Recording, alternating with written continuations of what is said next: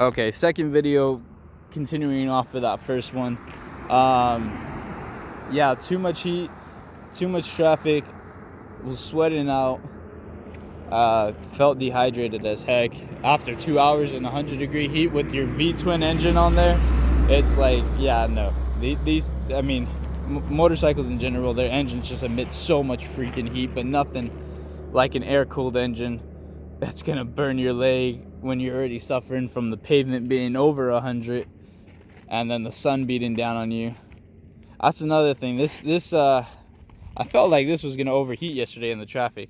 I'm happy that I just gave up on it because I can start feeling the engine just acting up insanely. But if it wasn't because of the ECU flash, hands down, I think I would have had an issue. Just because it has made the engine run cooler. I don't know what it is, if it's a sinking of the intake with the engine or what have you, but I've noticed that it has run cooler when on idling or when running in low speeds, which has helped a bunch on this very hot trip. So the way I did this trip, I left LA around, what is it, 5 o'clock on the dot yesterday, and then got over to Mesquite, Nevada with all the stops. I had to fuel up, I think, around 3 or 4 times before getting here. It's about like 400. Yeah, I think it's about 400 miles when I got here. So about 3 or 4 times to fill up. But left 5 o'clock, got here at 12 with the fill ups, and maybe did 2 pit stops for pictures and the traffic. I would have made it here in 5 had it not been because of the damn traffic. But oh well. Okay, so yeah, like I was saying, handlebar upgrade. 11 inches right here. The best thing I've done on this bike aside from the ECU and the seat. These handlebars help to carry my weight the whole way over here. My arms are not tired, nothing. And they're about shoulder length for me. That's why I got 11 inches on the dot. So maybe if it was 12, I would have had a little bit more problem, although I've never ridden with hip hangers, so I couldn't tell you if I went bigger what would have happened. But 11 inches for me on the dot. I'm about 5'7". My arms reach perfectly on there. The built well grips. One new addition that I did when I did the handlebar change is the built well trackers to match the seat. So with the diamond pattern, I like them.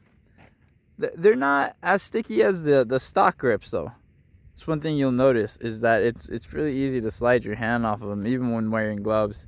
My gloves are pretty sticky themselves, so but I like the groove. It took a little bit of getting used to feeling these grooves, but now 500 miles in, I'm feeling I can't talk right now. I'm feeling pretty good about it. Yeah, brake lines doing good. All this is working out just fine. Surprisingly, with the amount of play, even though I overshot these cables, it's not moving when I'm riding at like 90 miles an hour. They're not doing this little gimmick. They're just going ahead and chilling right there. So it's been pretty good.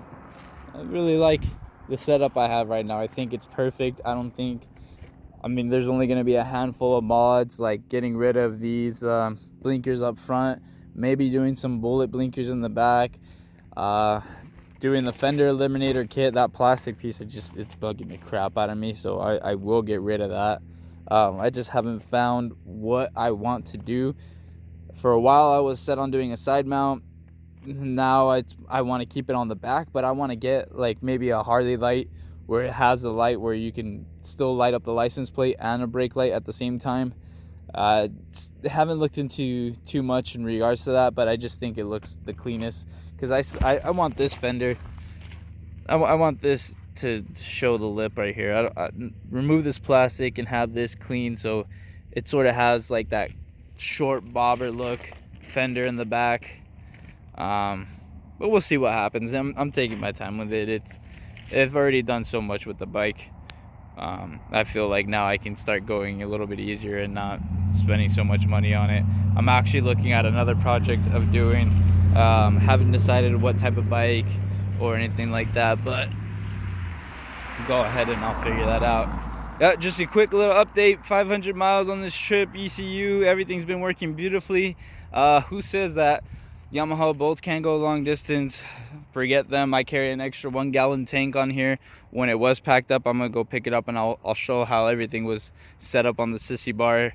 But I didn't even have to use it. Gas stations are everywhere on the 15, so I mean, I was comfortably going and hopping gas stations every 100-some miles. So yeah, it's been wonderful. Not only that, but at 100 miles when you're riding any bike, I feel like if you're not riding one of those moving couches like a Road King or a big Harley or a touring bike, you're gonna want that brake every 100 miles, unless you got a Saddleman.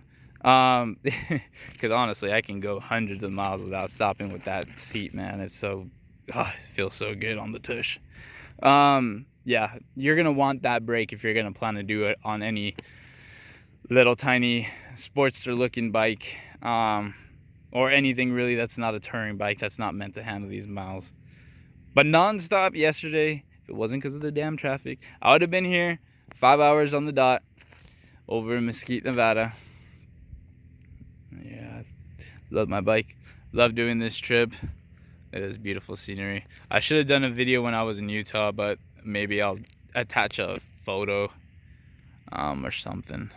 I don't know. I'm actually thinking about maybe doing an Instagram page for this, because now I got a lot of guys inquiring about what I did, how I did it with certain things like the cables, where I got them.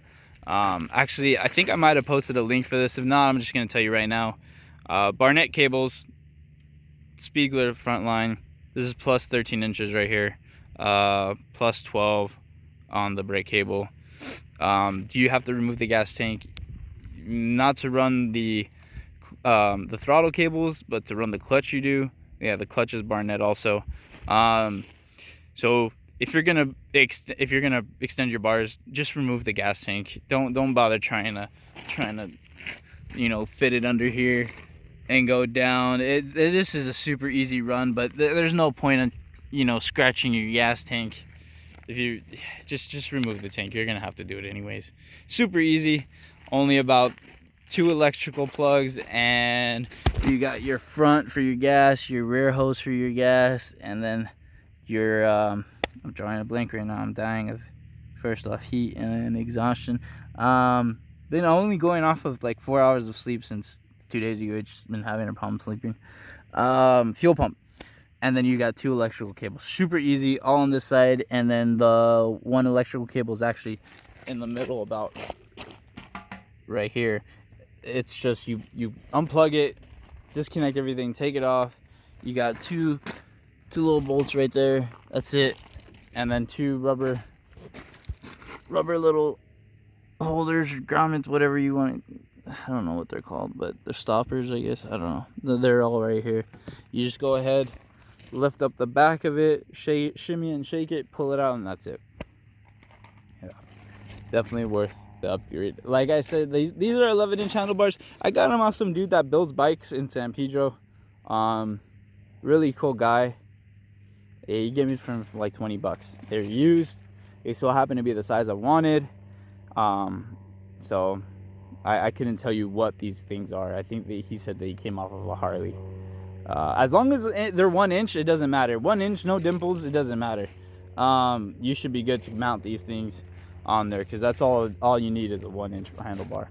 So there it is, you guys. I'm gonna keep it short and sweet. I'm gonna dip out of here. Oh, actually, I didn't keep it short and sweet. It's already freaking 9 minutes.